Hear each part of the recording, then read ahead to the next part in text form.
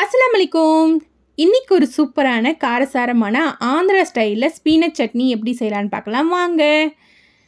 இதுக்கு ஒரு மிக்ஸி ஜாரில் 15 பல் பூண்டு, 2 பெரிய சைஸ் பல்லாரி வெங்காயம் சேர்த்துருக்கேன். எங்கள் குவான்டிட்டிக்கு 2 போதும், உங்களுக்கு தேவைன்னா அதிகமாக சேர்த்துக்கலாம். 2 டேபிள் ஸ்பூன் மிளகாய்த்தூள்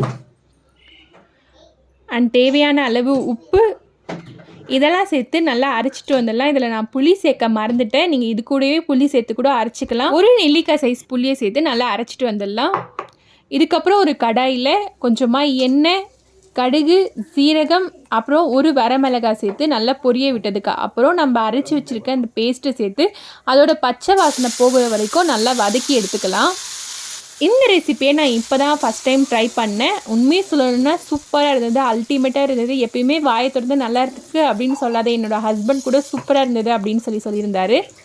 அதுக்கப்புறம் கொஞ்சமாக மஞ்சள் தூள் சேர்த்து அதோட பச்சை வாசனை போகிற வரைக்கும் நல்லா வதக்கி எடுத்துக்கலாம். நான் இன்றைக்கி இந்த ரெசிப்பியில் சிறுகீரை ஆட் பண்ணிக்க போகிறேன். சிறுகீரையில் கடைஞ்சாலும் கூட்டு வச்சாலும் அவ்வளோ டேஸ்ட்டாக இருக்கும். இந்த ரெசிப்பியில் ஆட் பண்ணும்போதே அந்த டேஸ்ட்டு சூப்பராகவே இருந்தது. உங்களுக்கு என்ன கீரை பிடிக்குமோ நீங்கள் அதை கூட ஆட் பண்ணிக்கலாம். இந்த மசாலா வதங்குற கேப்பில் நான் சிறுகீரையை 2-3 தண்ணியில் நல்லா வாஷ் பண்ணிவிட்டு குட்டி குட்டியாக சாப் பண்ணி வச்சுட்டேன்.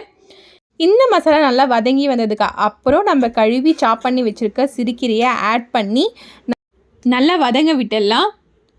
இதில் நீங்கள் உப்பு மட்டும் கொஞ்சமாக சேர்த்துங்க, ஏன்னா கீரை வதங்கி நல்லா சுருண்டு வந்துச்சுன்னா உப்பு அதிகமாக சேர்த்திங்கன்னா உப்பு உரைக்கிற மாதிரி இருக்கும். அதனால் கொஞ்சமாக உப்பு சேர்த்துக்கங்க, இல்லைன்னா அதுக்கப்புறம் லாஸ்ட்டில் கூட சேர்த்துக்கலாம்.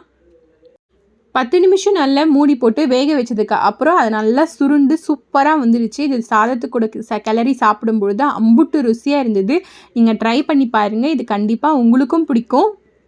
நீங்கள் பசங்களுக்கு இல்லை ஹஸ்பண்ட்க்கு லஞ்ச் பாக்ஸ் பேக் பண்ணும்பொழுது நீங்கள் இந்த ரெசிபியை ட்ரை பண்ணி பாருங்கள். ஏன்னா இது டைம் சேவிங் ரெசிபி, குயிக்காக செஞ்சு முடிச்சிடலாம். நான் இன்றைக்கி ஹஸ்பண்ட்க்கு லஞ்ச் பாக்ஸ்க்கு தான் ரெடி பண்ணியிருந்தேன். இந்த ரெசிபி ட்ரை பண்ணி பார்த்துட்டு கமெண்டில் எப்படி இருந்ததுன்னு கண்டிப்பாக ஷேர் பண்ணுங்கள். என்னோடய வீடியோஸ் உங்களுக்கு பிடிச்சிருந்தா சேனலை சப்ஸ்கிரைப் பண்ணுங்கள். இது கூட நான் கொஞ்சமாக தயிர் சாதம் அண்ட் கருணைக்கிழங்கு ஃப்ரை இதெல்லாம் சேர்த்து பேக் பண்ணியாச்சு. Bye guys, thank you all.